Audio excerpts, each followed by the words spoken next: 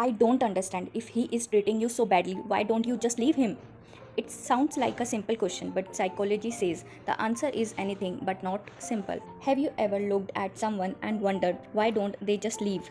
Maybe they are constantly being insulted, ignored, manipulated, or hurt again and again, yet they stay. From the outside, it can seem confusing. People often say, if someone keeps hurting you, just walk away. But psychology tells us something different. Leaving a toxic relationship is often much harder than it looks. Today, let's understand why some people stay in relationships that are hurting them. What makes a relationship toxic? First, let's clarify something. Every relationship has disagreements. Arguments alone do not make a relationship toxic. A toxic relationship is one where unhealthy patterns become repeated and being affecting a person's emotional well-being, confidence, or sense of safety. This can be include constant criticism, manipulation, controlling behavior, emotional neglect, repeated disrespect. Not every toxic relationship looks the same. Not every unhealthy relationship involves abuse, but when harmful patterns continue over time, they can take a serious psychological toll. Why don't people leave? This is where psychology becomes interesting. From the outside, leaving may seem like the obvious choice, but emotions don't always follow logic. There are many reasons someone may stay. Sometimes it's hope.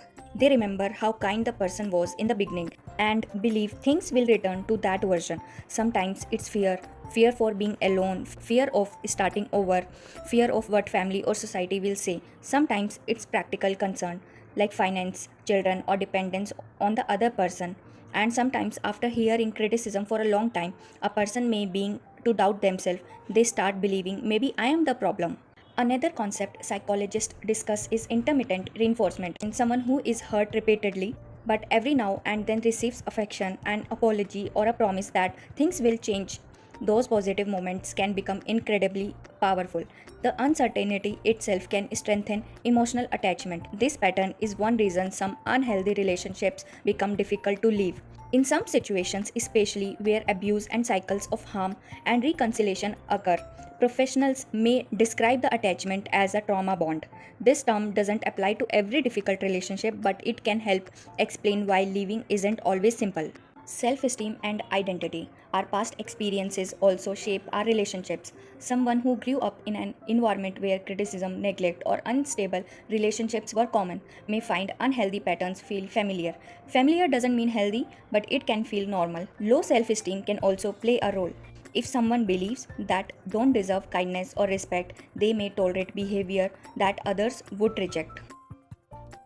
It doesn't mean people cannot change. People can change. Many viewers may wonder, can toxic relationship become healthy? Sometimes yes, if both people recognize the problem, take responsibility for their action, communicate honestly and are willing to make consistent changes, relationships can improve. But change takes time, accountability and effort from both sides.